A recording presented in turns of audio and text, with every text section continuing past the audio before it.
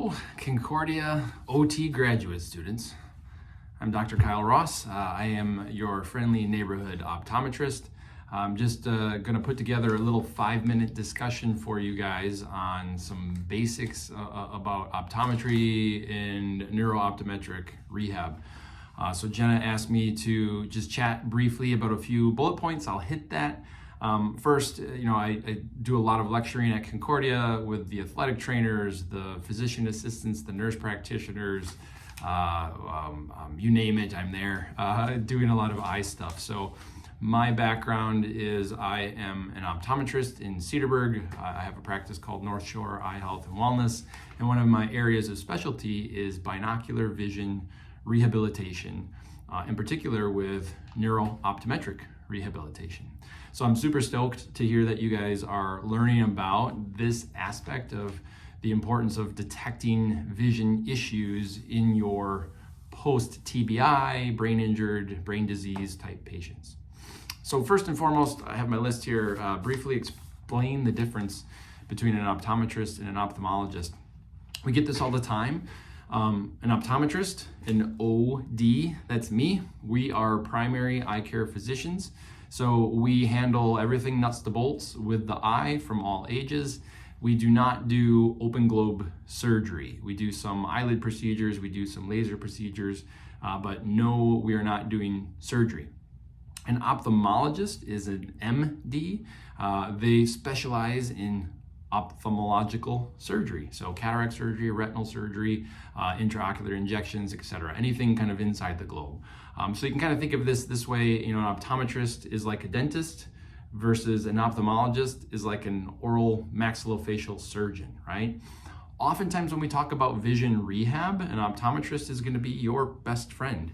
We know functional vision like the back of our hands. Surgeons, they want to cut, they want to fix.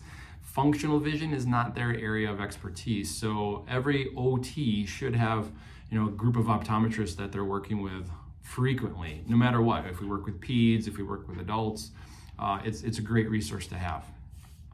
How should an OT pick an optometrist to refer to? Well, the best thing to do is network.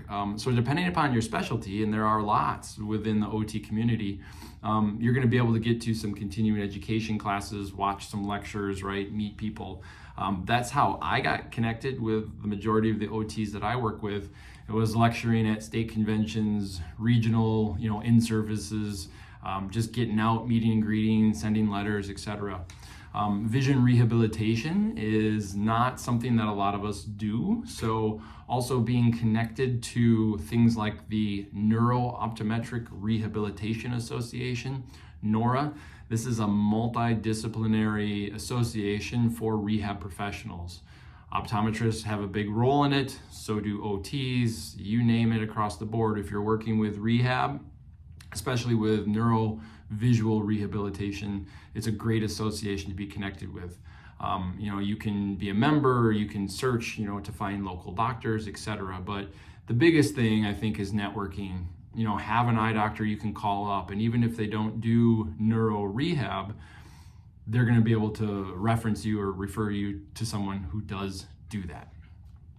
How does an OT then find neuro-optometry? Well, those kind of combine together, right? So how do you find an optometrist? Well, you probably as an OT have an optometrist. Talk to them. If in your community, give them a call, settle in, reach out to your providers, set up that referral connection. And then from there say, hey, I have this issue.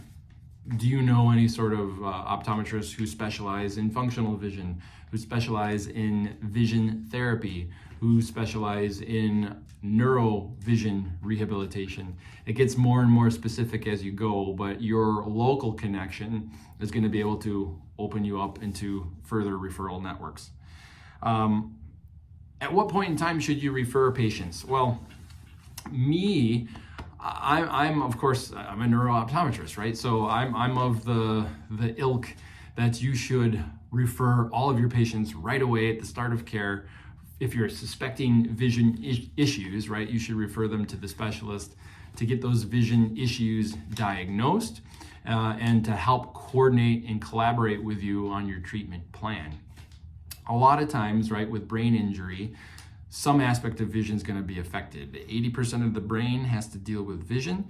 So most commonly, we're dealing with accommodative issues, focusing issues, eye tracking, oculomotor issues, vergence, divergence, convergence issues, right? But we can also have visual processing issues, visual motion sensitivity, visual midline shift, right? These things that are a little harder in what we call the ambient visual system to get to. So just know if you're dealing with a brain injured patient, there's going to be visual impact from that.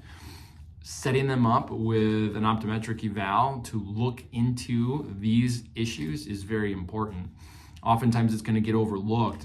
We'll just take stroke, for example. Think of all the specialists that patient is working with in the immediate thereafter of the stroke.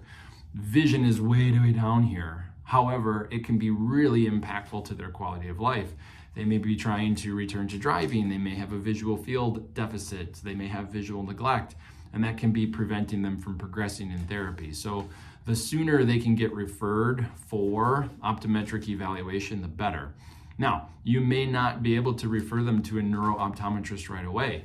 So it's, once again, having that referral network, sending to an optometrist saying, hey, I'm suspicious that there may be some neuro issues here. Can we get a visual field done? Can you do a functional vision assessment? And if they say yes, great, refer. If not, well, who should we send them to? Because getting the right type of testing done is also very important. I can't tell you how many times patients have come to me, I've already had an eye exam. Well, yes, you've had a basic eye exam done, but we haven't had this additional testing that really looks at the functional aspect of your vision, and that's really what we're trying to get to. So there's a difference between a glasses prescription exam, right, and a neuro-optometric evaluation. Different. Are there any eye exercises that we can start right away when a patient is either an inpatient or outpatient? That one we have to be a little careful, right? Because we have to know that we are working on the right sort of issues. So it really depends on the diagnosis, right? What issue that patient is dealing with, what area of the brain has been impacted, what their symptoms are, right? And how we develop our treatment plan, as you guys well know, is very custom. So for me, in 8-minute blurb to say, yeah, these are some key exercises to start while the patient is inpatient, that's a little sketchy. I don't want to do that because I don't want to push you on the wrong route and saying, yes, all patients can benefit from this.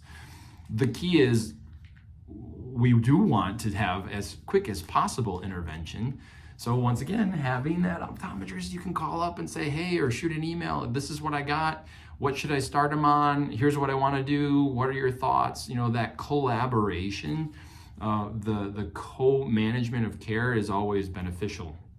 So I would say you got a patient who's inpatient, who's outpatient, they're having these visual symptoms. You've been able to determine what's going on, and here's what I want to do. Send a quick email to your optometrist friend, give them on the phone call, right? And say, hey, here's what we got. Here's what I'd like to start. What are your thoughts? Perfect. Well, I do this, I do that, make this change, make that change, and then get them set up for an evaluation with me, and then I can monitor progress and fine tune things, right? So that's probably a bit of a cop-out on the answer. But what is very important to know is we don't want to be in this early phase reinforcing the wrong things. The brain has had an injury. It's going to be building new neural connections, new neural highways. And if we reinforce the wrong shortcuts, that can be more detrimental for the patient. So we have to be kind of careful how we're targeting things. I hope that makes sense. Now, if we would like to go into much more detail on that, I'd be happy to do an hour or 2 or 3, right, a lecture on the different types of conditions and what sort of therapeutic interventions can be there for you. So I think the big thing is communication, right? What we've mentioned throughout this little 10-minute discussion is communication. Your colleagues are here for you. Optometry, we love talking about therapy. We love occupational therapists. We love physical therapists, right? Because we're working on the same thing. We're working on function. And so if we can work together as a team, it's going to be much better for our patient. No reason to be out there on an island. Get connected, find a local doc in your area who has an interest in vision rehabilitation. And if there isn't one, Neuro Optometric Rehab Association can guide you to kind of the closest ones. All right, with that, my 10 minutes is up. Thanks for your time. If you ever have any questions or concerns, feel free to email me. My name is Kyle Ross.